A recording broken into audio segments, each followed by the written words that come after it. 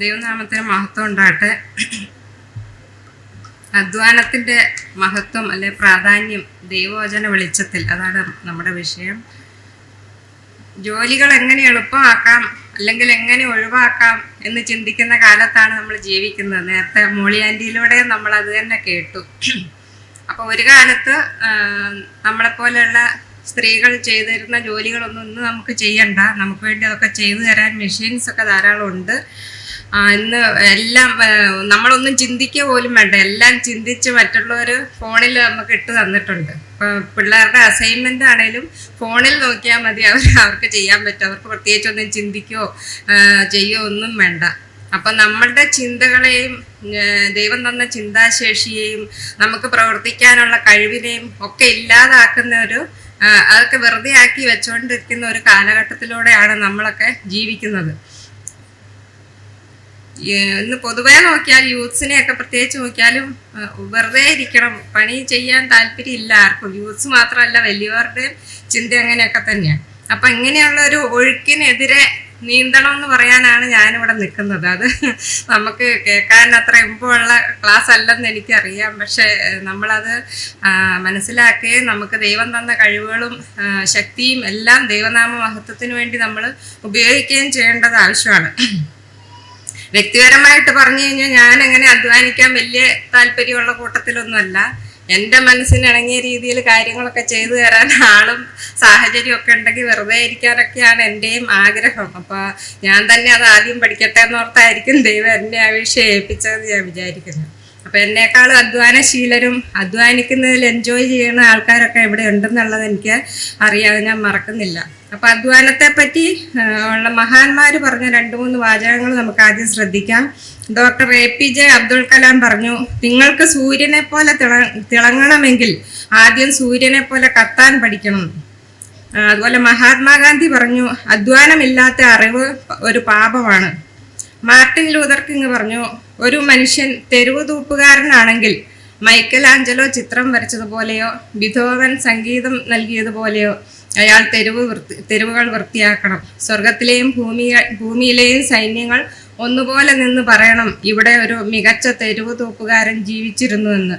അപ്പം അങ്ങനെയൊക്കെയാണ് മഹൽ വ്യക്തികൾ ഈ അധ്വാനത്തെക്കുറിച്ച് പറയുന്നത്. നമ്മളിവിടെ ചിന്തിക്കാനിരിക്കുന്നത് ബൈബിൾ അധ്വാനത്തെക്കുറിച്ച് എന്ത് പറയുന്നു എന്നാണ്. അത് ഒരു 5 പോയിന്റ് ഞാൻ ഓടിച്ച് വായിച്ചു വിടാം. ബൈബിൾ അധ്വാനത്തെക്കുറിച്ച് പറഞ്ഞ് നമുക്കെല്ലാവർക്കും അറിയാവുന്ന കാര്യങ്ങളേ ഉള്ളൂ. ഒന്നാമതായിട്ട് ബൈബിൾ തുടക്കത്തിൽ തന്നെ ദൈവം തന്നെ അധ്വാനിക്കുന്നതായിട്ട് നമ്മൾ കാണുന്നു. 6 ദിവസം കൊണ്ട് പ്രപഞ്ചത്തിന്റെ സൃഷ്ടി നടത്തുകയും 7-ാം ദിവസം വിശ്രമിക്കുകയൊക്കെ ചെയ്തതിലൂടെ കൃത്യമായിട്ടുള്ള ഒരു അധ്വാനശീലത്തിന് ദൈവം മാതൃക നൽകി. യോഹന്നാൻ 5:17 ഇങ്ങനെ പറയുന്നു, എൻ്റെ പിതാവ് ഇന്നുവരെയും പ്രവർത്തിക്കുന്നു, ഞാനും പ്രവർത്തിക്കുന്നു. അങ്ങനെ അപ്പോൾ കർത്താവ് അങ്ങനെ പറഞ്ഞപ്പോൾ ഈ അധ്വാനം, ദൈവത്തിന്റെ അധ്വാനം, യേശുക്രിസ്തുവും അധ്വാനം അതിൽ തുടരുന്നതായിട്ട് നമുക്ക് മനസ്സിലാക്കാൻ പറ്റും. രണ്ടാമതായിട്ട് അധ്വാനം മനുഷ്യനുള്ള ദൈവിക നിയോഗമാണ്. മനുഷ്യൻ പാപം, നേരത്തെ പറഞ്ഞ കഷ്ടതകളെ കുറിച്ച് ആൻറ്റി പറഞ്ഞു, അത് പാപം നിമിത്തം വന്നതാണ്. ഇത് കഷ്ടതയല്ല, അധ്വാനം. അപ്പൊ മനുഷ്യൻ പാപം ചെയ്യുന്നതിന് മുമ്പ് തന്നെ ദൈവം അവന് ജോലി നൽകിയിരുന്നു, അല്ലെ? ഏദൻ തോട്ടം പരിപാലിക്കാനാണ് ദൈവം ആദമിനെ ഏൽപ്പിച്ചത്. ഏദൻ തോട്ടം അവിടെ ജോലി ചെയ്യുക. അപ്പൊ അതിന്റെ അർത്ഥം ഇത് ഈ അധ്വാനം എന്ന് പറയുന്ന ഒരു പാപത്തിന്റെ ശിക്ഷയായിട്ട് നമുക്ക് കിട്ടിയിട്ടുള്ള കാര്യമല്ല, മറിച്ച് ദൈവത്തോടുള്ള പങ്കാളിത്തമാണ് അധ്വാനം. ഉൽപ്പത്തി 2:15 യഹോവയായ ദൈവം മനുഷ്യനെ കൂട്ടിക്കൊണ്ടുപോയി ഏദൻ തോട്ടത്തിൽ വേല ചെയ്യാനും അതിനെ സംരക്ഷിക്കാനും അവിടെയാക്കി എന്ന് നമ്മൾ വായിക്കുന്നു. മൂന്നാമതായിട്ട് മടിയോടുള്ള എതിർപ്പ്. അലസതയെ ബൈബിൾ ശക്തമായിട്ട് എതിർക്കുന്നുണ്ട്. അധ്വാനിക്കാത്തവൻ ഭക്ഷണം കഴിക്കാൻ പാടില്ല എന്നാണ് പൗലോസ് അപ്പോസ്തലൻ പറയുന്നത്. അപ്പോൾ 2 തെസ്സലോനിക്കർ 3:10 അത് കാണാം. ഉറുമ്പിന്റെ അടുത്ത് പോയി പഠിക്കാൻ മടിയന്മാരോട് സദൃശവാക്യങ്ങൾ പറയുന്നുണ്ട്. സദൃശവാക്യം 6:6. നാലാമതായിട്ട് സ്വന്തം കൈകൊണ്ട് അധ്വാനിച്ച് തിന്നുന്നതിനെ ബൈബിൾ അനുഗ്രഹമായിട്ട് കാണുന്നു. മറ്റുള്ളവരെ ആശ്രയിക്കാതെ ജീവിക്കുക എന്നുള്ളത് അന്തസ്സുള്ള കാര്യമായിട്ടാണ് നമ്മൾ കാണുന്നത്. സങ്കീർത്തനം 128:2 നിന്റെ കൈകളുടെ അധ്വാന ഫലം നീ തിന്നും, നീ ഭാഗ്യവാൻ, നിനക്ക് നന്മ വരും. അപ്പൊ അധ്വാനം കൊണ്ട് നന്മ വരുന്നു. നമ്മളെ ഭാഗ്യമുള്ള ആളാക്കി ഈ അധ്വാനം മാറ്റുന്നു നമുക്ക് മനസ്സിലാക്കാം. അഞ്ചാമത് നമ്മുടെ ജോലി ദൈവത്തിനായിട്ടുള്ള ശുശ്രൂഷയായിട്ട് കാണണമെന്ന് ബൈബിൾ നമ്മളോട് പറയുന്നു. എന്ത് ജോലി തന്നെ ആയാലും അത് മനുഷ്യനെ പ്രസാദിപ്പിക്കാനല്ല, ദൈവത്തിന് കർത്താവിന് എന്ന വണ്ണം ചെയ്യാനാണ് നമ്മളോട് പറഞ്ഞിരിക്കുന്നത്. അത് നമ്മുടെ അധ്വാനത്തെ പവിത്രമാക്കുന്നു. കൊലോസ്യർ 3:23. അപ്പം ബൈബിളിലെ ചില ഉദാഹരണങ്ങൾ നോക്കിയാൽ യേശു പരസ്യ ശുശ്രൂഷ ആരംഭിക്കുന്നതിന് മുമ്പ് തച്ചനായിട്ട് വേല ചെയ്തു. അതുപോലെ പൗലോസ് അപ്പോസ്തലൻ കൂടാരപ്പണി ചെയ്തതായിട്ട് നമ്മൾ കാണുന്നുണ്ട്. മോശയും ദാവീദും ഒക്കെ ആടിനെ മേയ്ക്കുന്ന ജോലികൾ ചെയ്തതായിട്ട് നമ്മൾ കാണുന്നുണ്ട്. അപ്പം ചുരുക്കത്തിൽ സത്യസന്ധവും ആത്മാർത്ഥവുമായിട്ടുള്ള അധ്വാനം ദൈവത്തിന് നൽകുന്ന ഒരു ആരാധന തന്നെയാണ്. അപ്പം നമ്മളിപ്പോൾ കണ്ടത് അധ്വാനത്തെക്കുറിച്ച് ദൈവത്തിൻ്റെ വചനം പറയുന്ന കാര്യങ്ങളാണ് നമ്മൾ കണ്ടത്. ഇനി അധ്വാനത്തിൽ രണ്ടാമത് കർത്താവിൻ്റെ ശിഷ്യന്മാരുടെ മാതൃക. കർത്താവും ശിഷ്യന്മാരും കുറെ സഹോദരിമാരൊക്കെ ഇങ്ങനെ നടക്കുക, അവരുടെ ജീവിത ശൈലിയൊക്കെ ബൈബിള് പണ്ട് വായിക്കുമ്പം എൻ്റെ ചെറുപ്പത്തിലൊക്കെ ഞാൻ വിചാരിച്ചിട്ടുണ്ട് എന്ത് രസമാണ്. അപ്പൊ ആ കാലത്ത് ജനിച്ചായിരുന്നെങ്കിൽ കർത്താവിന്റെ പുറകെ എങ്ങനെ നടക്കായിരുന്നു, വീട്ടിലെ പണിയൊന്നും ചെയ്യണ്ട, കർത്താവ് അപ്പം വർദ്ധിപ്പിച്ചു തരും, വല്ല അസുഖവും വന്നാൽ കർത്താവ് സൗഖ്യമാക്കും, പ്രത്യേകിച്ച് ഉത്തരവാദിത്വമൊന്നും വേണ്ട, അടിപൊളിയായിട്ടൊക്കെ നടക്കാം. അന്നെങ്ങാനും ജനിച്ചാൽ മതിയായിരുന്നു, ഭക്തരായിട്ട് കർത്താവിന്റെ കൂടെ നടക്കുകയും ചെയ്യാം, വേറെ ഉത്തരവാദിത്വമൊന്നും വേണ്ടല്ലോ. അപ്പൊ പിന്നെ എനിക്ക് മനസ്സിലായി അങ്ങനെയല്ല, ഞാൻ ചിന്തിച്ച പോലെയല്ല കാര്യങ്ങൾ. മർക്കോസ് 6:31 നമ്മളിങ്ങനെ കാണുന്നു, വരുന്നവരും പോകുന്നവരും വളരെ ആയിരുന്നതിനാൽ അവർക്ക് ഭക്ഷിപ്പാൻ പോലും സമയമില്ലായ്മ കൊണ്ട് അവൻ അവരോട് ഒരു ഏകാന്ത സ്ഥലത്ത് വേറിട്ട് വന്ന് അല്പം ആശ്വസിച്ചുകൊള്ളുവിനെന്ന് പറഞ്ഞു. അപ്പം അങ്ങനെ ശിഷ്യന്മാര് ഏകാന്ത സ്ഥലത്ത് വേറിട്ട് ചെല്ലുമ്പോഴത്തേക്ക് അത് കേട്ടറിഞ്ഞ് ആൾക്കാരെല്ലാം അവിടെ തിങ്ങിക്കൂടി. അപ്പം വേറിട്ട് ഏകാന്ത സ്ഥലം എന്ന് പറഞ്ഞൊരു സ്ഥലം ഇല്ല, അവിടെ നിറച്ച ആൾക്കാരെ ഇവരങ്ങോട്ട് പോകണമെന്ന് കേട്ടപ്പോഴത്തേക്ക് അല്ലേ. അപ്പോൾ അവർക്ക് പലപ്പോഴും ഭക്ഷണമില്ലായിരുന്നു. കർത്താവ് അത്തിയെ നോക്കി, അതുപോലെ ശിഷ്യന്മാർക്ക് അതിർ പറിച്ചു തിന്നു എന്നൊക്കെ നമ്മൾ വായിക്കുന്നുണ്ട്. അപ്പം നമ്മളുടെ ആഗ്രഹങ്ങൾക്കും ഇഷ്ടങ്ങൾക്കും എതിരാണ് പലപ്പോഴും ക്രിസ്തീയ ജീവിതം. അപ്പോൾ നമുക്കെന്താ ആഗ്രഹം? ഉച്ചവരെ കിടന്നുറങ്ങണം, കുറേ ഫോൺ കാണണം, വല്ലേ അവൻ ഇങ്ങനെ കറങ്ങാൻ എവിടെയെങ്കിലുമൊക്കെ കറങ്ങാൻ പോകണം. അതൊക്കെയാണ് സാധാരണ നമ്മളുടെയൊക്കെ ഒരു ആത്മീയരുടെ കാര്യമല്ല, എന്നെപ്പോലെയുള്ള ആൾക്കാരുടെ ഒരു ഇഷ്ടത്തെ പറ്റിയാണ് ഞാൻ പറഞ്ഞത്. അപ്പം അങ്ങനെ അതല്ലെങ്കിൽ നല്ലൊരു ജോലി, നല്ല ശമ്പളം ഒക്കെ. കഴിഞ്ഞ മാസം എൻ്റെ ഒരു ഫ്രണ്ട് വീട്ടിൽ വന്നു, പണ്ട് ഞങ്ങൾ ഒന്നിച്ച് ജോലി ചെയ്ത്. അപ്പം പറഞ്ഞു ഇനി ജോലി ഇങ്ങനെ വീട്ടിൽ ഇരിക്കരുത്, നല്ല ജോലിക്ക് പോകണം. അപ്പം ഞാൻ ചോദിച്ചു ഇനി എന്തിനാ ജോലിക്ക് പോകണം, മക്കൾക്കൊക്കെ ജോലിയായി, ഇനി ഞാൻ പോവുകയാണെങ്കിൽ നേരത്തെ പോകണ്ടേ. അതല്ല, നമുക്കൊരു നിലയും വിലയൊക്കെ വേണമെങ്കിൽ, നമുക്കൊരു പിടുത്തം സ്വന്തമായിട്ട് വേണമെങ്കിലൊക്കെ ജോലിക്ക് പോകണം എന്നൊക്കെ പറഞ്ഞ് എന്നോട് ഒത്തിരി നിർബന്ധിച്ചപ്പം ഒരു നിലയും വിലയും ഉണ്ടാക്കാൻ, അല്ലെങ്കിൽ കുടുംബത്തിൻ്റെ സാമ്പത്തിക ആവശ്യം നിറവേറ്റാൻ നമുക്ക് ജോലിക്ക് പോകണം. അത് വേണ്ടെന്ന് ഞാൻ പറയുന്നില്ല, പക്ഷേ അതിനെക്കുറിച്ചല്ല ഞാനിവിടെ സംസാരിക്കാനിരിക്കുന്നത്. സദൃശവാക്യങ്ങൾ 19:22 നമ്മളിങ്ങനെ വായിക്കുന്നു, മനുഷ്യൻ തൻ്റെ മനസ്സുപോലെ ദയ കാണിക്കുമെന്ന്. അപ്പോൾ ഇവിടെ കർത്താവിൻ്റെ മനസ്സാക്ഷി, അപ്പം അതിൽ നിന്നുള്ള കർത്താവിൻ്റെ പ്രവൃത്തികൾ, അപ്പം ആ ഒരു ലൈനിലുള്ള പ്രവർത്തനത്തെക്കുറിച്ച് ചിന്തിക്കാമെന്നാണ് ഞാൻ വിചാരിക്കുന്നത്. അപ്പം ഈ കർത്താവിൻ്റെയൊക്കെ ജീവിത രീതി, അല്ലെങ്കിൽ അവരുടെ ശിഷ്യന്മാരുടെയൊക്കെ അധ്വാനം, അതിനെക്കുറിച്ച് ചിന്തിക്കാൻ എനിക്ക് കാരണമായിട്ട് 2-3 സന്ദർഭങ്ങൾ എൻ്റെ ജീവിതത്തിലുണ്ടായി. എന്ന് പറഞ്ഞാൽ വലിയ സംഭവങ്ങളൊന്നുമല്ല, ഞാനങ്ങനെ വലിയ കഥയുള്ള ആളൊന്നുമല്ല, എന്നാലും അതിനെ ചിന്തിപ്പിക്കാൻ കാരണമായ കാര്യങ്ങൾ 2-3 ഞാൻ പറയാം. അപ്പോൾ അതിൽ ഒന്നാമത്തെ സംഭവത്തിൽ എനിക്ക് മനസ്സിലായത്, ഒരു കാര്യവും ഒരു ജോലിയും നമ്മൾ ഉദ്ദേശിക്കുന്ന അത്ര എളുപ്പമല്ല, അതിന് പല ബുദ്ധിമുട്ടുകളും ഉണ്ട്. അപ്പം അത് കണ്ടറിഞ്ഞ് എളുപ്പമെന്നോർത്ത് ഒരു പണിയും ചെയ്യാൻ നമ്മൾ പോകരുത്, അതിന് ഒരുപാട് ബുദ്ധിമുട്ടുകൾ എൻ്റെ പുറകെ ഉണ്ടാവും. അപ്പം പിന്നെ അയ്യോ ഞാൻ അങ്ങനെ ചെയ്ത് അബദ്ധമായി പോയി എന്ന് നമ്മൾ വിചാരിക്കേണ്ട കാര്യമില്ല. അപ്പം അത് അങ്ങനെ ഒരു ചിന്തയിലേക്ക് വരാൻ വേണ്ടി എന്നെ സഹായിച്ചൊരു കാര്യം. അതിന് മുന്നേ ഒരു കഥ എങ്ങനെ കേട്ടിട്ടുണ്ട്, ഒരു പെങ്കൊച്ച്, അമ്മ വീട്ടുകാർ ഒരുപാട് ലാളിച്ച് വളർത്തിയൊരു പെങ്കൊച്ച്, അവളുടെ കല്യാണം ഉറപ്പിച്ചു. അവളൊരു പണിയും വീട്ടിൽ ചെയ്തിട്ടില്ല. അവളുടെ കല്യാണം ഉറപ്പിച്ചത് കേട്ടപ്പം അവരുടെ ഒരു ആൻറ്റി വന്നു. കല്യാണം ഉറപ്പിച്ചത് കേട്ടപ്പം ഇഷ്ടപ്പെട്ടില്ല. അപ്പം അതിന് വല്ല പണിയൊക്കെ പഠിച്ചിട്ടാണോ കല്യാണമൊക്കെ കഴിച്ചു വിടണം, എന്തേലും അറിയാവോ എന്ന് ചോദിച്ചപ്പം അറിയാം, എന്നാ അറിയാം, പപ്പടം കാച്ചാൻ അറിയാം എന്ന് പറഞ്ഞു. പുള്ളിക്കാരി നോക്കിയപ്പോൾ ഏറ്റവും എളുപ്പം പപ്പടം, അമ്മ കാച്ചുന്നത് കണ്ടിട്ടുണ്ട്, ചെയ്തിട്ടില്ല. അപ്പൊ ഈ ആന്റി പറഞ്ഞു എന്നാന്ന് ഒരു പപ്പടം കാച്ചി കാണിക്കും എന്നിട്ട് ഊണ് കഴിക്കാം. അപ്പൊ ആ പെങ്കൊച്ച് ചട്ടിയൊക്കെ അടുപ്പ വെച്ച് സ്റ്റവ് കത്തിച്ച് എണ്ണ ഒഴിച്ച് പപ്പടം ഇട്ടു. പപ്പടം അവിടെ അനങ്ങാതെ കിടക്കുക, എണ്ണ ചൂടായില്ലായിരുന്നു. അപ്പൊ പിന്നെ അത് കിടന്ന് ചൂടായി വന്നപ്പോഴത്തേക്ക് പപ്പടം കല്ലിച്ചു പോയി. അതെന്താന്ന് ചോദിച്ചു. അത് എണ്ണ ചൂടാകാത്തതുകൊണ്ടാന്ന് പറഞ്ഞു. എന്നാ പിന്നെ എണ്ണ കത്തിച്ച് കുറേ നേരം ചൂടാക്കി. അത് കഴിഞ്ഞ് അടുത്ത പപ്പടം ഇട്ടപ്പോൾ അത് എണ്ണ അധികം ചൂടായത് കരിഞ്ഞു പോയി. അപ്പോൾ നിസാരം പപ്പടം കാച്ചുക എന്ന് പറഞ്ഞ കാര്യം നമ്മൾ എളുപ്പമാണെന്ന് വിചാരിക്കും, പക്ഷെ അതിൻ്റെതായ രീതിക്കൊക്കെ ചെയ്തില്ലെങ്കിൽ എല്ലാം പരാജയമായി പോകും. അപ്പോൾ ഇവിടെ ഞാൻ ഈ ജോലി എല്ലാം എളുപ്പമല്ല എന്ന് ചിന്തിക്കാൻ കാരണമായ 1-2 കാര്യങ്ങൾ. ഞങ്ങളുടെ അയൽവക്കത്തൊരു ചേച്ചി മരിച്ചു. അപ്പം ഉച്ചകഴിഞ്ഞാണ് ശവസംസ്കാര ശുശ്രൂഷ വെച്ചത്.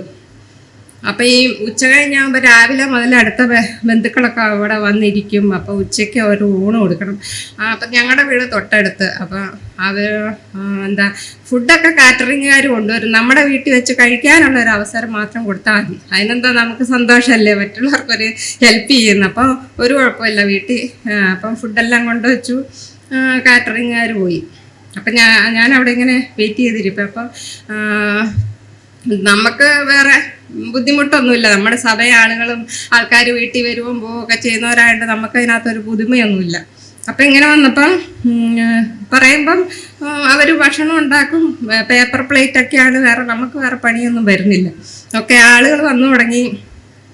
അപ്പം വന്നപ്പോൾ പരിചയമില്ലാത്ത കുറേ ആൾക്കാർ, ആരൊക്കെയാണെന്ന് അറിയത്തില്ല. തൊട്ടടുത്ത വീട്ടിൽ അവർ വരുന്നില്ല, അവരെ വീട്ടിലെ അപ്പനാ മരിച്ചത്. അപ്പം അവർ വരില്ല, ബന്ധുക്കളൊക്കെയാണ് ഇങ്ങോട്ട് വരുന്നത്. അപ്പം അങ്ങനെ ഇപ്പം ചോറൊക്കെ എടുത്തു കൊടുക്കണമെങ്കിൽ ഈ കാറ്ററിംഗുകാർ വലിയ പാത്രത്തിലല്ലേ കൊണ്ടുവെക്കുന്നത്. അപ്പം നമുക്ക് വിളമ്പാൻ ബുദ്ധിമുട്ട്. അപ്പം നമ്മൾ കഴുകി വെച്ചായിരുന്ന പാത്രം വേറെ വലുതൊക്കെ എടുത്ത് അതിനകത്തേക്ക് കറിയും ചോറൊക്കെ നിരത്തി അങ്ങനെ വെച്ചു. പിന്നെ വന്നവരെല്ലാം ഇരുത്തി വിളമ്പിയൊക്കെ കൊടുത്തു.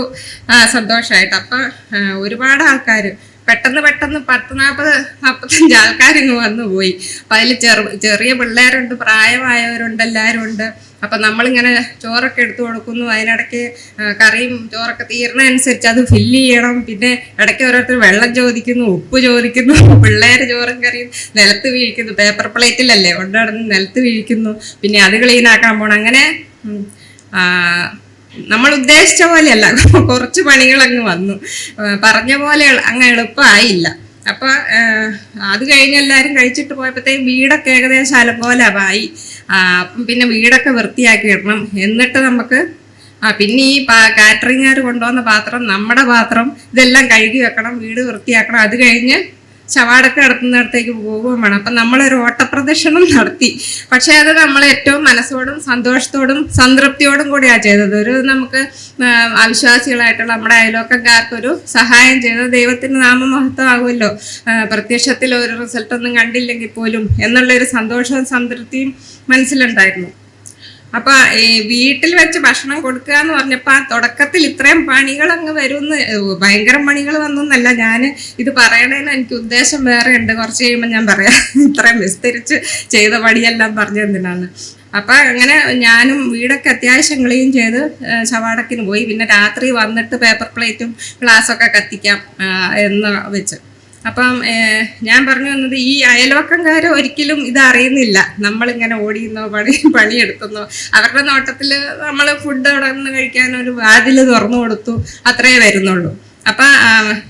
പക്ഷെ നമ്മൾ മനസ്സിലാക്കണം, നമ്മളൊരു കാര്യത്തിന് ഇറങ്ങുമ്പം നമ്മൾ ഉദ്ദേശിക്കാത്ത ബുദ്ധിമുട്ടുകളും നമ്മൾ ഉദ്ദേശിക്കാത്ത അധ്വാനവും വരാൻ സാധ്യതയുണ്ട്. ഈസിയാന്ന് വിചാരിച്ച് നമ്മൾ ഒരു കാര്യത്തിന് ഇറങ്ങരുത്. അങ്ങനെ ഇറങ്ങുമ്പോൾ നമ്മൾ ചിലപ്പം നിരാശപ്പെട്ടു പോകാൻ സാധ്യതയുണ്ട്. അപ്പോൾ കുറച്ച് കഷ്ടപ്പെടാനുള്ള തയ്യാറെടുപ്പോടെ തന്നെ ആയിരിക്കണം നമ്മൾ ഓരോ കാര്യത്തിന് ഇറങ്ങി പുറപ്പെടുന്നതെന്നുള്ള കാര്യം മനസ്സിലാക്കാൻ എനിക്ക് സാധിച്ചു. അപ്പം ഈ അയൽവക്കംകാരിതൊന്നും അറിയുന്നില്ല എന്ന് പറയാൻ കാരണം അവർ ഇങ്ങോട്ട് വന്നിട്ടില്ലല്ലോ, അവർ അത് ശ്രദ്ധിക്കുന്നില്ല, അവരാ കേസ് വിട്ടതാണ്. അപ്പം ഞങ്ങളുടെ അടുത്ത് പേഴ്സണൽ ഹൈജീനെ പറ്റി ക്ലാസ് എടുത്തപ്പം അച്ചായൻ ക്ലാസ് എടുത്തു കഴിഞ്ഞപ്പോൾ 2 പിള്ളേർ എന്ന് പറഞ്ഞു, ഞങ്ങളുടെ അമ്മ കുളിക്കാറില്ല അത്. എല്ലാ ദിവസവും കുളിക്കണം എന്ന് ക്ലാസ് എടുത്തു കഴിഞ്ഞപ്പം പിള്ളേർ പറഞ്ഞു ഞങ്ങളുടെ അമ്മ കുളിക്കാറില്ല. അമ്മയ്ക്ക് അത് കേട്ട് കഴിഞ്ഞപ്പം ഭയങ്കര നാണക്കേടായി.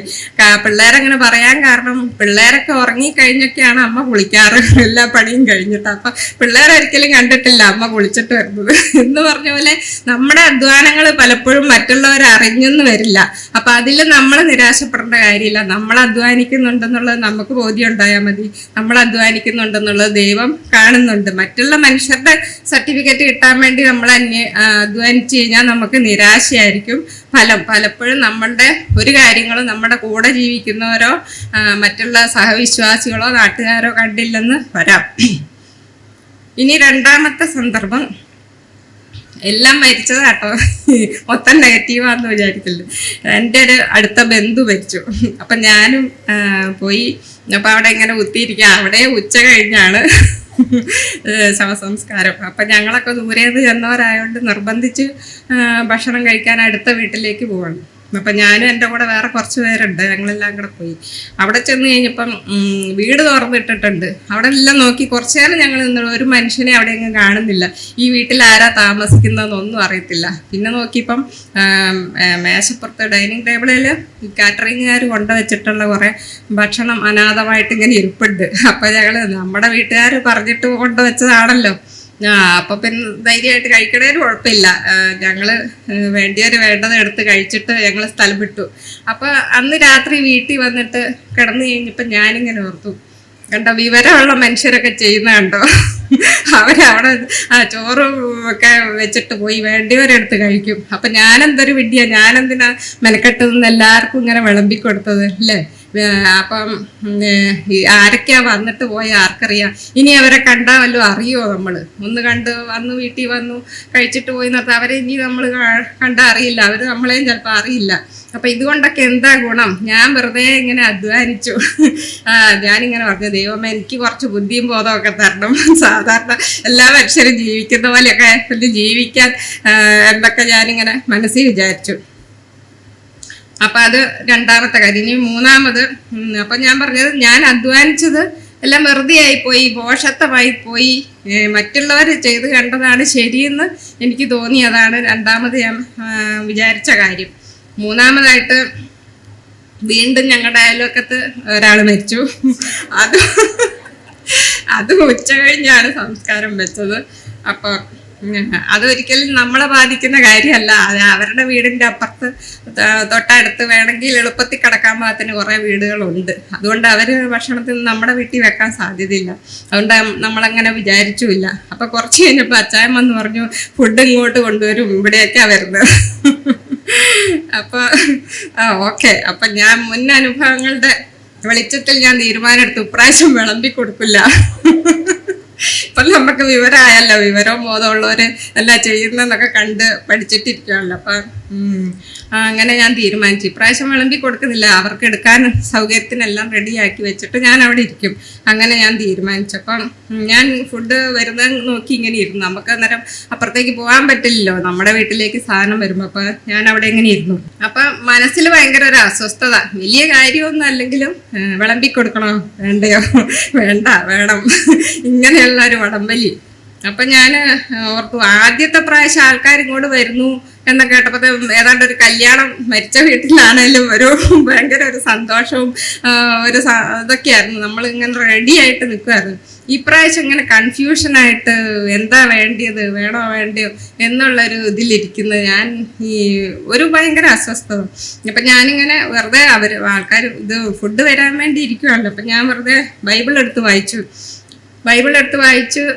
ഇങ്ങനെ തുറക്കുമല്ലേ, ഏതാ ചുമ്മാ ഇരിക്കാറുണ്ട്, വെറുതെ അലസമായിട്ട് വായിച്ചു. അപ്പം അങ്ങനെ വന്നപ്പോൾ എനിക്ക് എൻ്റെ ശ്രദ്ധയിൽപ്പെട്ടൊരു വാക്യമാണ് യോഹന്നാൻ 21-ാം അധ്യായം 21 അവിടെ ഇങ്ങനെ 9-ാം വാക്യത്തിൽ പറയുന്നത്, കരയ്ക്കിറങ്ങിയപ്പോൾ അവർ തീക്കനലും അതിന്മേൽ മീൻ വച്ചിരിക്കുന്നതും അപ്പവും കണ്ടു.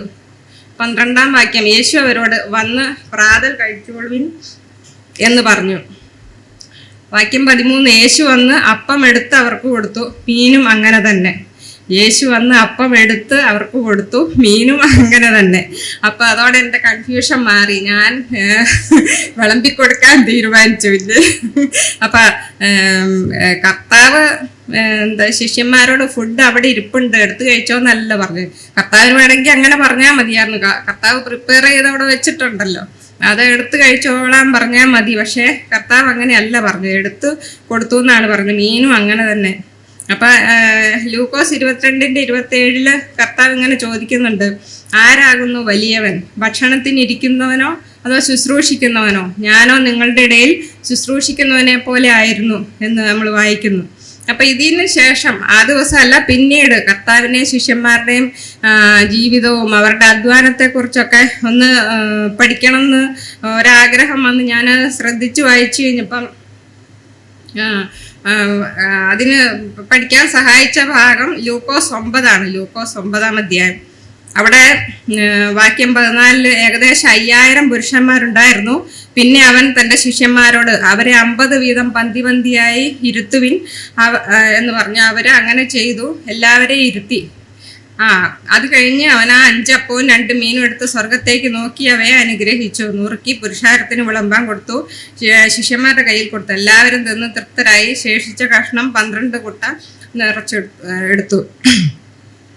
അപ്പം ഞാനിങ്ങനെ ചിന്തിച്ച് കഴിഞ്ഞപ്പോൾ ഇവിടെ വിളമ്പി കൊടുക്കുന്നതിനേക്കാളും ബുദ്ധിമുട്ടുള്ള കാര്യമാണ് ഈ പുരുഷാരത്തെ 50 വീതം പന്തി പന്തിയായി ഇരുത്തുക എന്ന് പറഞ്ഞ പണിയില്ലേ. അത് എത്ര ശ്രമകരമായിട്ടുള്ള ഒരു കാര്യമാണ്. 5 അപ്പം കൊണ്ട് 5000 പോഷിപ്പിച്ചു എന്ന് പറയുമ്പം ആ ഒരു ബുദ്ധിമുട്ട് നമ്മൾ അങ്ങനെ പെട്ടെന്ന് ശ്രദ്ധിക്കാനുള്ള സാധ്യതയില്ല. ഇപ്പം നമ്മൾ ക്യാമ്പിനും അല്ലെങ്കിൽ സഭായോഗത്തിനൊക്കെ ഇടയ്ക്കിടയ്ക്ക് കേൾക്കുന്ന കാര്യമാണ്. സഹോദരന്മാര് മൈക്കിക്കടെ പറയും, എല്ലാവരും ഒന്ന് എണീറ്റ് മുമ്പോട്ട് കയറി ഇരുന്നേ, മുമ്പിൽ സീറ്റുണ്ട് എന്നൊക്കെ. അന്നേരം എത്ര പേര് എഴുന്നേക്കും, എത്ര പേരെ അനുസരിക്കും? വളരെ കുറച്ചു പേരെ മനസ്സോടെ എണീറ്റ് നീങ്ങിയിരിക്കുള്ളൂ. അപ്പൊ ഈ ഇത്ര 5000 പുരുഷന്മാര് വ്യത്യസ്ത സ്വഭാവമുള്ള പാവപ്പെട്ട രോഗികളായിട്ടുള്ള വിശന്നിരിക്കുന്ന ഈ ഇവരോട് ഭക്ഷണമൊന്നും കണ്ടില്ല, ഭക്ഷണം ഇല്ലല്ലോ, ഭക്ഷണമൊന്നുമില്ല, പിന്നെ എന്തിനാ ഞങ്ങളെ ഇരുത്തുന്നത്? ഇങ്ങനെ പല ചോദ്യങ്ങളും. ചിലർ ദേഷ്യപ്പെട്ടിട്ടുണ്ടാവും. പിന്നെ ഇത്രയും പേരോട് എങ്ങനെയൊന്ന് പറഞ്ഞു കേൾപ്പിക്കാന്ന് മൈക്കോ വല്ലതും ഉണ്ടോ? അപ്പൊ ഈ ശിഷ്യന്മാർ എത്ര സൗണ്ട് എടുത്തു കാണും, എത്ര കഷ്ടപ്പെട്ട് കാണും. ഇവരെ ഇത്രയും 100 സെറ്റാ, 100 ടീമായിട്ട് എത്തണല്ലേ. 50 വീതം എന്ന് പറയുമ്പം 5000 പേരെ. എനിക്ക് കണക്കറിയാമല്ല, ശരിയല്ലേ? 100 ടീം സെറ്റായിട്ട് ഇരുത്തണം. അപ്പൊ അത് എത്ര ഭയങ്കര, ഈ വിളമ്പി കൊടുക്കുന്നതിനേക്കാളും ഭയങ്കരമായിട്ടുള്ള ഒരു പണിയാണ് ആദ്യം അവര് ചെയ്തത്. അപ്പൊ അത് വളരെ ശ്രദ്ധിക്കേണ്ട ഒരു കാര്യമാണ്. അപ്പൊ ഞാൻ ആദ്യം ഞങ്ങൾ വിളമ്പിക്കൊടുത്തതിന്റെ കാര്യം വിസ്തരിച്ച് ഞാൻ പറഞ്ഞല്ലോ, ഞാൻ ചെയ്ത പണിയുടെ. അപ്പൊ ഇത് ചിന്തിക്കാൻ വേണ്ടിയിട്ടാണ് ഞാൻ അത്രയും പറഞ്ഞത്. നമുക്ക് എത്ര പേര് വന്നു? ആകെ കുറച്ച് പേര് വന്നു. അവര് കസേരയൊക്കെ ഉള്ളിടത്ത് ഇരുന്നേ കഴിക്കുള്ളൂ, പ്രത്യേകിച്ച് പറയുമൊന്നും വേണ്ട. അപ്പൊ ഇതങ്ങനെയല്ല. അവരെ അത്ര ഇരുത്തുന്നത് തന്നെ ഭയങ്കരമായിട്ടുള്ളൊരു കഷ്ടപ്പാടാണ്. അത് കഴിഞ്ഞ് അത്രയും പേർക്ക് വിളമ്പി കൊടുക്കുക, 5000 പേർക്ക്. 12 ശിഷ്യന്മാരെ ഉള്ളായിരിക്കും എന്നാണ് എൻ്റെ വിശ്വാസം. അപ്പം അത്രയും പേർക്ക് വിളമ്പി കൊടുക്കാൻ ഈ കുറഞ്ഞ ആളുകൾ വളരെയധികം അധ്വാനിച്ചിട്ടുണ്ട്. അപ്പം ഇനി മൂന്നാമതായിട്ട് നമുക്ക് ചിന്തിക്കാനുള്ളത് അധ്വാനത്തിൻ്റെ റിസൾട്ട്, അല്ലെങ്കിൽ അധ്വാനം കൊണ്ടുള്ള പ്രതിഫലത്തെപ്പറ്റി നമുക്ക് ചുരുക്കമായിട്ട് ചിന്തിക്കാം. ഈ കർത്താവിൻ കുരിശ് ചുമന്നുകൊണ്ട് പോയ സമയത്ത് വയലിൽ വന്ന അലക്സാണ്ടറിന്റെയും രൂഫോസിന്റെ അപ്പനായ കുറേനക്കാരൻ ശീമോൻ അദ്ദേഹത്തെ നിർബന്ധിച്ചു കർത്താവിന്റെ കുരിശ് ചുമക്കാൻ. നമുക്കെല്ലാവർക്കും അറിയാവുന്ന കാര്യമാണ്. നിർബന്ധിച്ചു എന്ന് പറഞ്ഞാൽ എന്താ? കർത്താവിനോട് സ്നേഹമില്ലാത്തതുകൊണ്ടൊന്നും ആയിരിക്കില്ല, പക്ഷെ ആ ഒരു ഭീകരമായ അന്തരീക്ഷത്തിലേക്ക്, ചാട്ടവാറും കൊല്ലാനുള്ള വാർപ്പുവിളിയും, അതുപോലെ റോമ പട്ടാളക്കാർ ഭയങ്കര ക്രൂരന്മാരാണ്, അവരൊക്കെ അടുത്തേക്ക് ചെല്ലാൻ പേടിച്ചിട്ടായിരിക്കും ആ കുറേനക്കാരൻ ശീമോനെ നിർബന്ധിക്കേണ്ടി വന്നത് ക്രൂശെടുക്കാൻ. അപ്പം അല്ലെങ്കിലും അങ്ങനെ മരിക്കാൻ കൊണ്ടുപോകുന്ന ഒരാളെ, ശിക്ഷിച്ച് കൊണ്ടുപോകുന്ന ഒരാളെ, ഒരു കുറ്റവാളിയെ പോലെ പോകുന്ന ഒരാളുടെ കൂടെ നിൽക്കാൻ ആർക്കും താല്പര്യമുള്ള ഒരു കാര്യമല്ല. അപ്പം ഈ കുറേനക്കാരനായ ശീമോനെ മറ്റുള്ളവർ നിർബന്ധിച്ച് കർത്താവിൻ്റെ ക്രൂശ് എടുപ്പിച്ച് എങ്ങനെയാണേലും ഇപ്പം മനസ്സോടെ അല്ലെങ്കിൽ പോലും ആ അധ്വാനത്തിന് റിസൾട്ട് ഉണ്ട്. കർത്താവിൻ്റെ കഷ്ടാനുഭവങ്ങളിൽ ഒരു പങ്കാളിയാകാൻ അദ്ദേഹത്തിന് സാധിച്ചു. പിന്നീട് റോമർ 16:13 നമ്മൾ വായിക്കുന്നുണ്ട്, ക്രിസ്തുവിൽ പ്രസിദ്ധനായ രൂഫോസ് എന്നൊക്കെ. അപ്പം അദ്ദേഹത്തിൻ്റെ കുടുംബത്തെ, അതുപോലെ രൂഫോസിൻ്റെ അമ്മ എനിക്കും അമ്മയായ എന്നൊക്കെ പൗലോസ് അപ്പോസ്തലൻ പറയുന്നുണ്ട്. അപ്പൊ അങ്ങനെ ദൈവവചനത്തിൽ പേര് വരത്തക്ക നിലയിൽ ആ കുടുംബം ഉയർന്നു വരാൻ ദൈവം ഇടയാക്കി.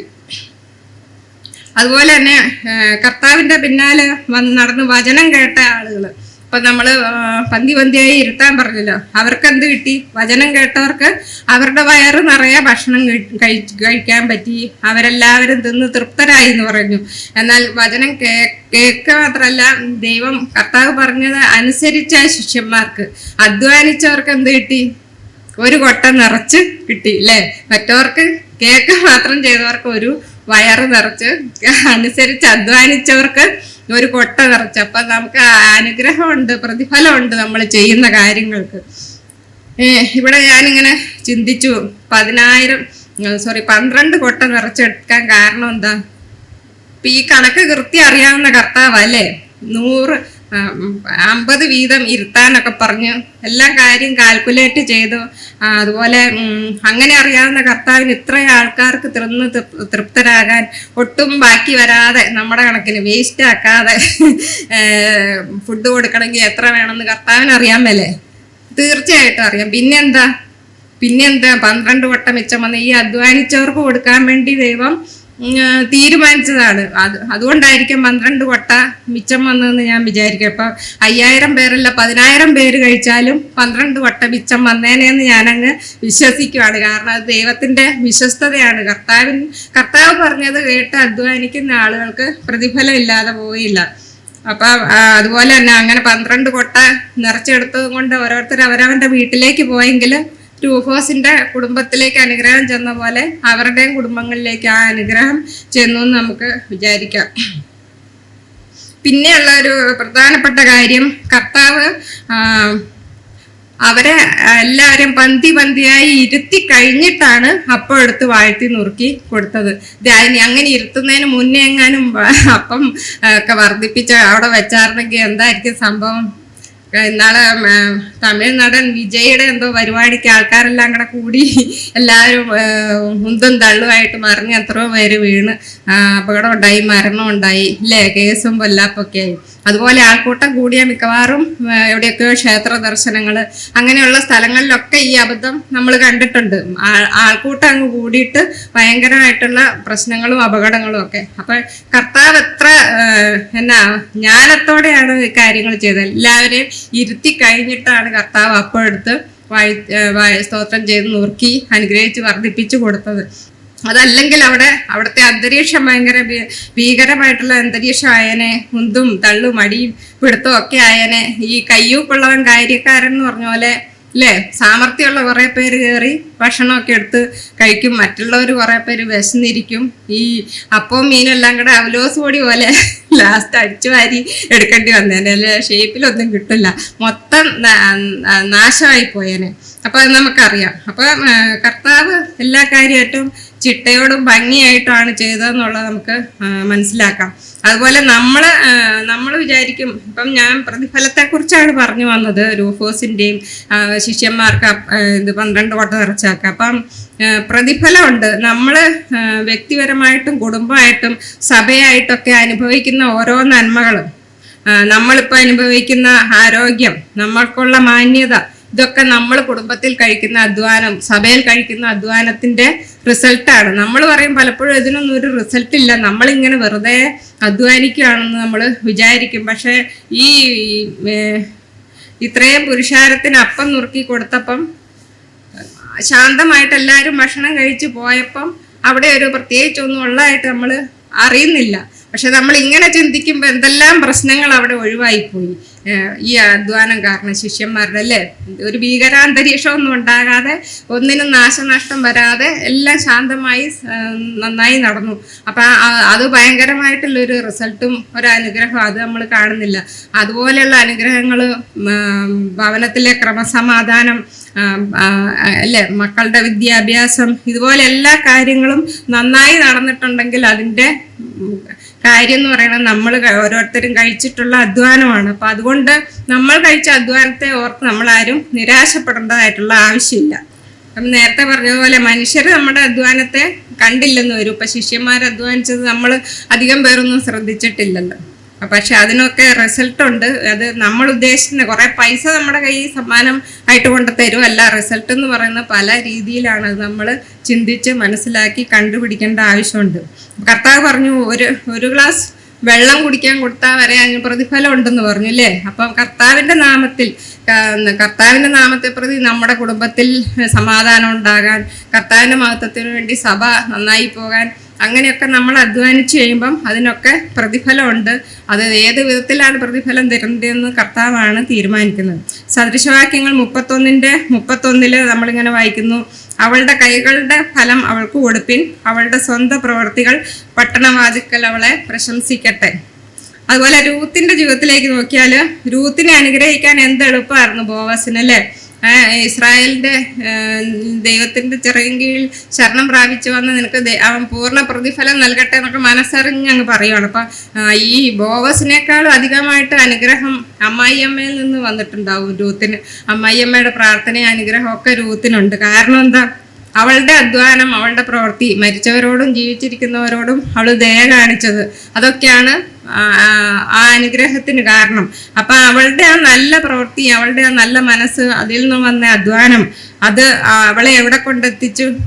നമുക്കറിയാം, കർത്താവിന്റെ വംശാവലിയിൽ വരെ അവളുടെ പേര് വരാനിടയായി. ശരിക്കും പറഞ്ഞു കഴിഞ്ഞാൽ അയോഗ്യതകളുള്ള മോവാബിയ സ്ത്രീ അല്ലേ. പറഞ്ഞാൽ അയോഗ്യതയുണ്ട്, പക്ഷെ അവൾ അത്രയും ഉയർന്ന നിലയിലേക്ക് എത്താനുള്ള കാരണം അവളുടെ നല്ല മനസ്സിൽ നിന്നുള്ള അധ്വാനം. ഇനി നാലാമതായിട്ട്, അധ്വാനം നമ്മെ ദൈവത്തിനും മനുഷ്യർക്കും കൊള്ളാവുന്നവരാക്കുന്നു. അബ്രഹാമിന്റെ ദാസനായിട്ടുള്ള എലിയാസർ ഇസഹാക്കിന് വേണ്ടി ഒരു കന്യകയെ അന്വേഷിക്കുന്ന കാര്യം നമ്മൾ വായിക്കുന്നുണ്ട്, നമുക്കറിയാം. അപ്പൊ ആ കന്യകയിൽ അദ്ദേഹം നോക്കുന്നത് അധ്വാനശീലം ഉണ്ടോ എന്നുള്ളതാണ്. അതിനാണ് മുൻതൂക്കം കൊടുക്കുന്നത്. കാരണം എന്താ? ഈ എലിയാസർ എന്ന് പറഞ്ഞാൽ അബ്രഹാമിന്റെ വീട്ടിലെ മൂപ്പനാണ്.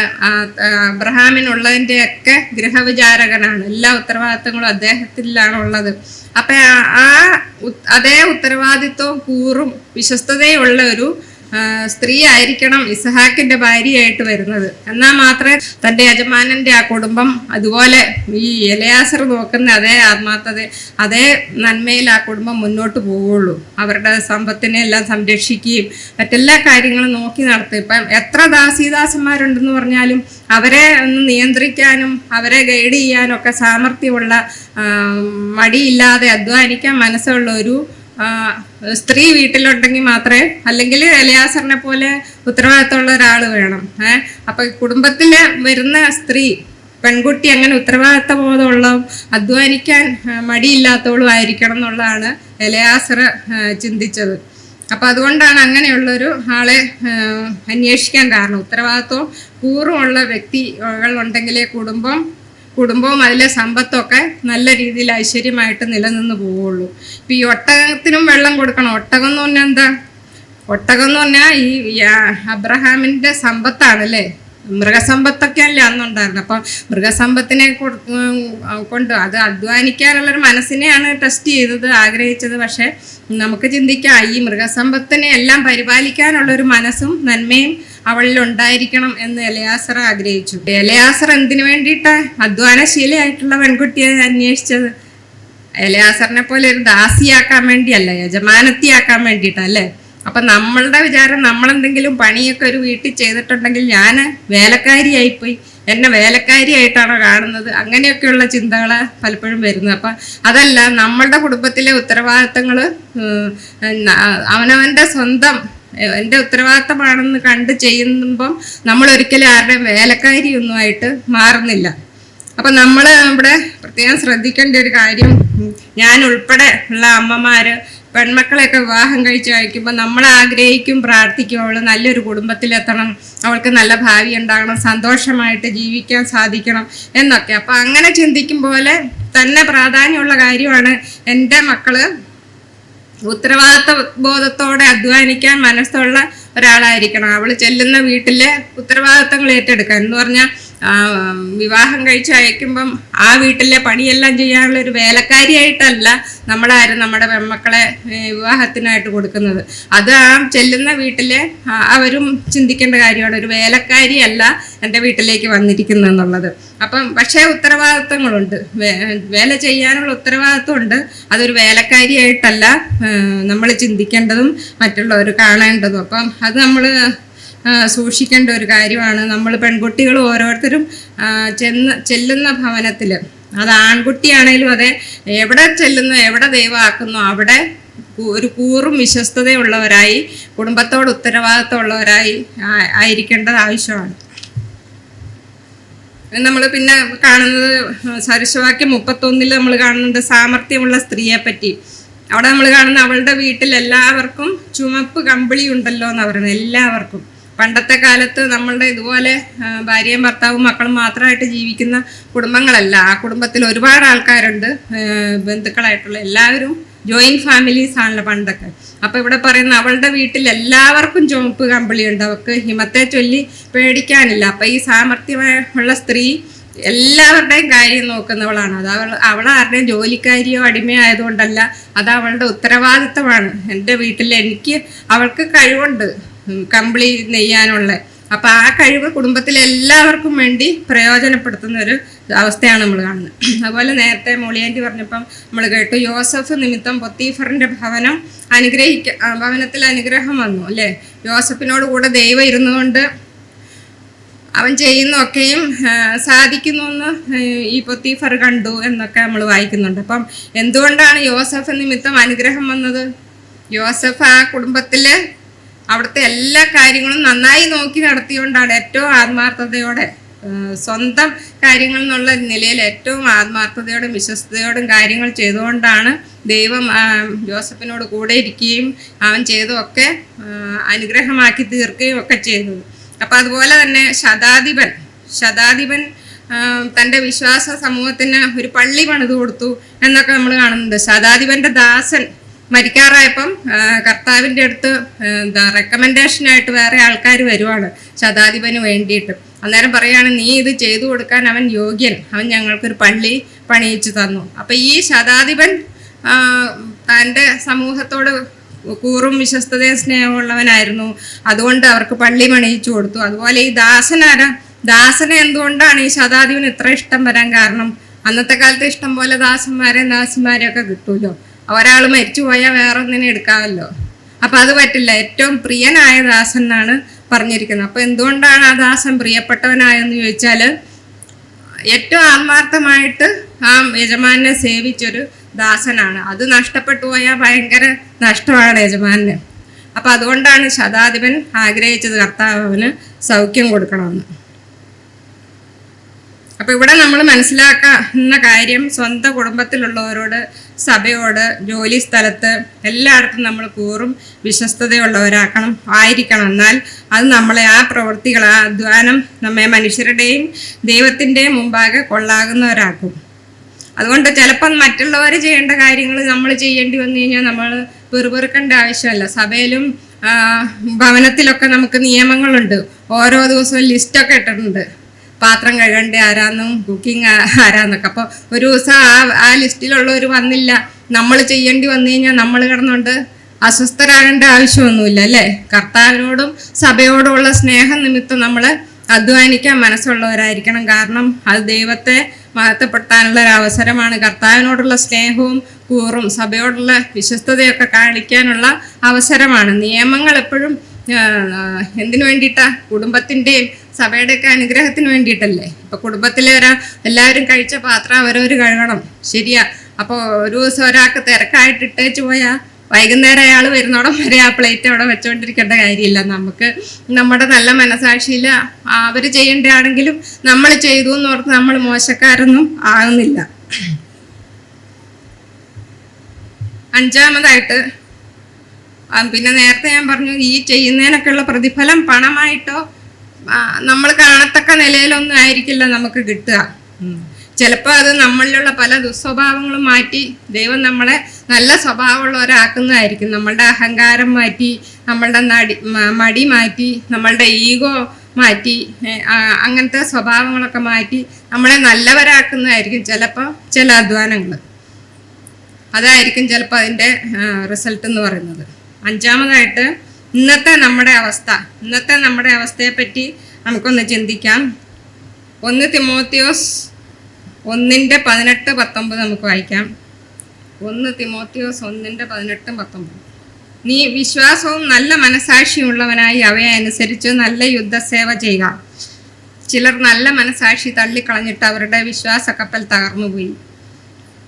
അപ്പം നമുക്ക് മനസ്സിലാക്കാൻ പറ്റുന്നത് നമ്മളൊരു യുദ്ധക്കളത്തിലാണ്. നല്ല യുദ്ധസേവ ചെയ്യണമെങ്കിൽ നല്ല മനസാക്ഷി വേണം, ഇല്ലെങ്കിൽ നമ്മളുടെ വിശ്വാസ ജീവിതം തകർന്നു പോകുന്ന പറയുന്നത്. നമ്മൾ നരകത്തിൽ പോകുന്നല്ല, നമ്മൾ ജീവിക്കേണ്ട ഒരു നിലവാരത്തിൽ ജീവിക്കാൻ പറ്റാതെ നമ്മളുടെ ജീവിതം വെറുതെ ആയി പോകും. അതാണ് ഇവിടെ നമുക്ക് മനസ്സിലാക്കാൻ പറ്റുന്നത്.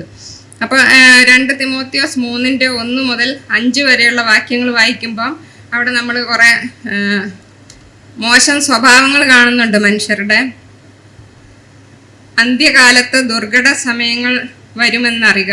മനുഷ്യർ സ്വസ്നേഹികളും ദ്രവ്യാഗ്രഹികളും വമ്പ് പറയുന്നവരും അഹങ്കാരികളും ദൂഷകന്മാരും അമ്മയപ്പന്മാരെ അനുസരിക്കാത്തവരും നന്ദി കെട്ടവരും അശുദ്ധരും വാത്സല്യമില്ലാത്തവരും ഇണങ്ങാത്തവരും ഏഷണിക്കാരും അജിതേന്ദ്രിയന്മാരും ഉഗ്രന്മാരും സൽഗുണദ്വേഷികളും ദ്രോഹികളും ധാർഷ്ട്യക്കാരും നിഗളികളുമായി ദൈവപ്രിയമില്ലാതെ ഭോഗപ്രിയരായി ഭക്തിയുടെ വേഷം ധരിച്ച് അതിൻ്റെ ശക്തി ത്യജിക്കുന്നവരുമായിരിക്കും. അങ്ങനെയുള്ളവരെ വിട്ടൊഴിയുക. അപ്പോൾ ഇവിടെ നമ്മൾ കാണുന്നു, എല്ലാത്തിനെ പറ്റി ഞാൻ പറയുന്നില്ല, സ്വസ്നേഹികൾ, ലവേഴ്സ് ഓഫ് ദംസെൽസ്.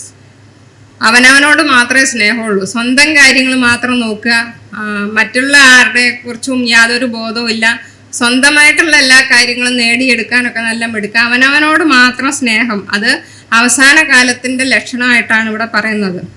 അതുപോലെ അമ്മയപ്പന്മാരെ അനുസരിക്കാത്തവർ, disobedient to parents, സദ്ഗുണദ്വേഷികൾ, ഒപ്പോസേഴ്സ് ഓഫ് ദ ഗുഡ്, ദൈവപ്രിയരല്ലാതെ ഭോഗപ്രിയരായി എന്ന് പറഞ്ഞാൽ lovers of pleasure rather than lovers of God. അപ്പം ഇത്രയും കാര്യങ്ങൾ നമ്മൾ ഇച്ചിരി മുമ്പും പറഞ്ഞത് അല്ലേ. ഇവിടെ പറയുന്ന ഇവിടെ അമ്മയപ്പന്മാരെ അനുസരിക്കാൻ പറ്റില്ല. അതുപോലെ സദ്ഗുണദ്വേഷികൾ എന്ന് പറഞ്ഞാൽ എന്താ? സദ്ഗുണം, പലരുടെയും സദ്ഗുണങ്ങളാണ് നമ്മൾ ഇച്ചിരി മുമ്പേ ഓരോരുത്തരുടെ പറ്റിയും കേട്ടത്. അപ്പം ഇന്നത്തെ ആൾക്കാർക്ക് എന്താ? സദ്ഗുണങ്ങളോട് ദേഷ്യമാണ്, ഇഷ്ടമല്ല എന്നും പറയണത്.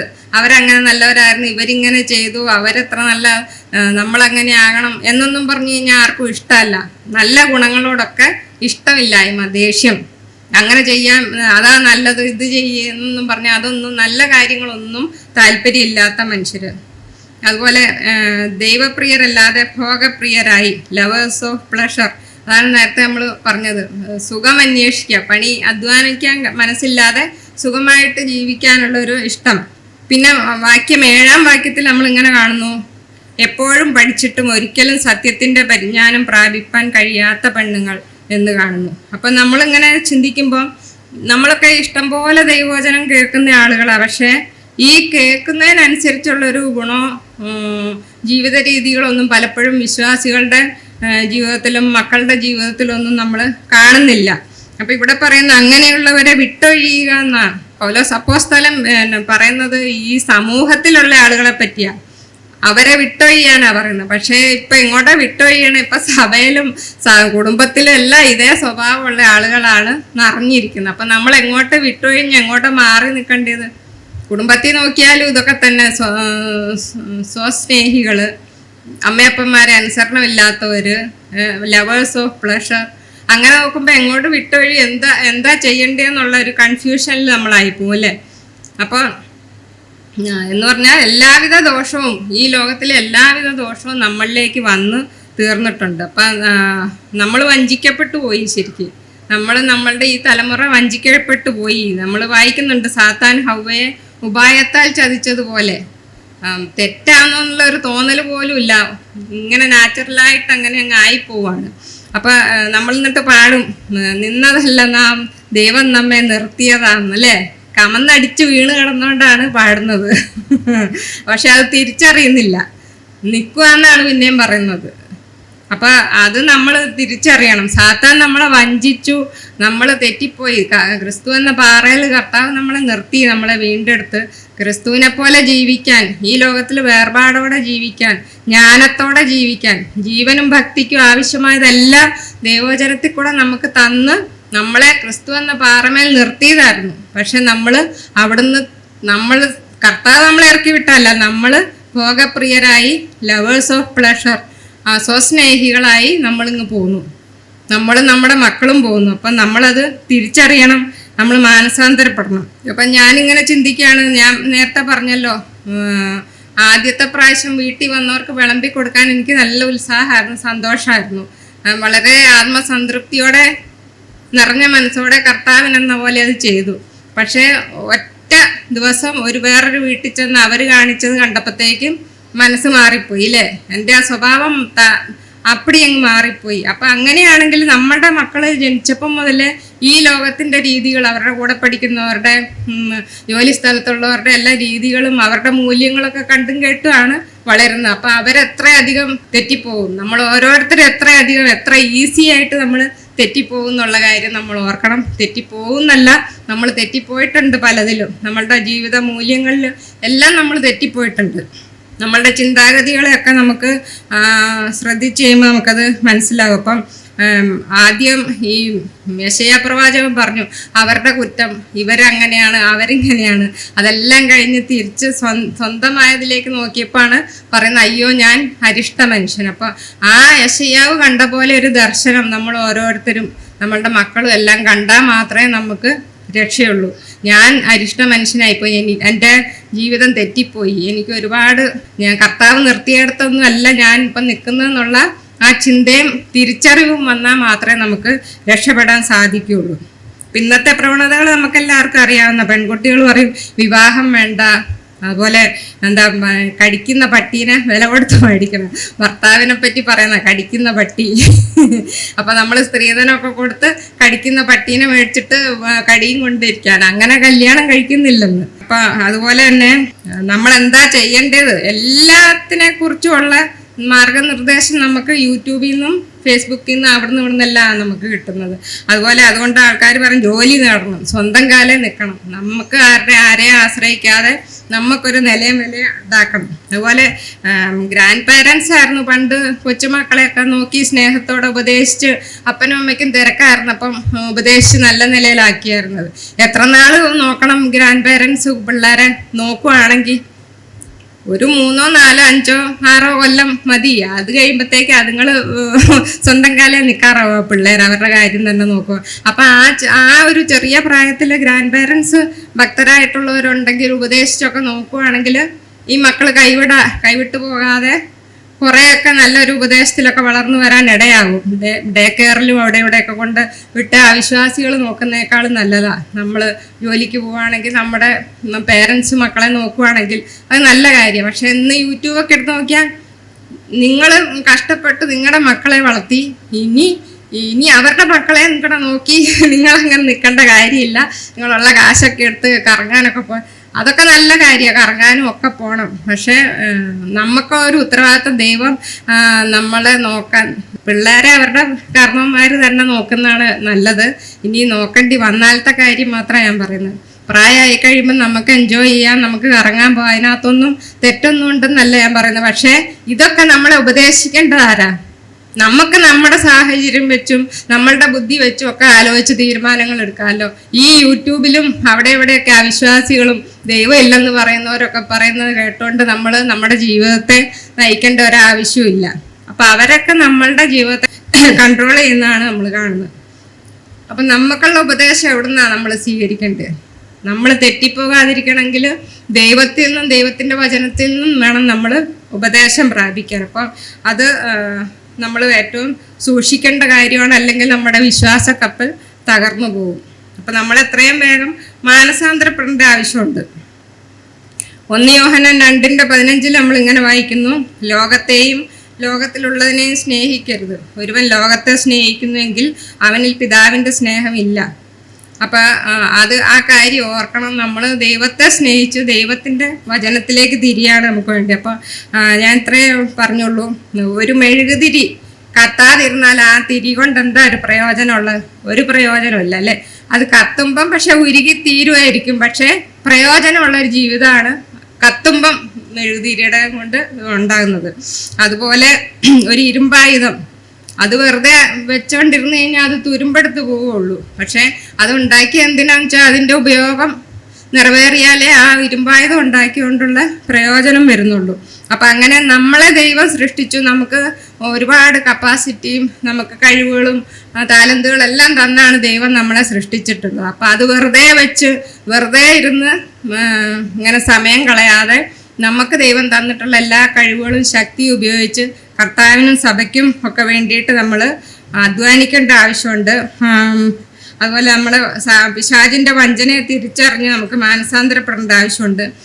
കർത്താവും ശിഷ്യന്മാരും കാണിച്ചു തന്ന മാതൃക നമുക്കുണ്ട്. ദൈവം തന്നെ അധ്വാനിയാണെന്ന് നമ്മൾ കണ്ടതാണ്. ദൈവം ഇപ്പോഴും പ്രവർത്തിച്ചുകൊണ്ടിരിക്കുന്നു. അതുകൊണ്ട് നമ്മളും പ്രവർത്തിക്കേണ്ട ആവശ്യമുണ്ട്. അപ്പം ഞാൻ ഇത്രയേ പറഞ്ഞുള്ളൂ.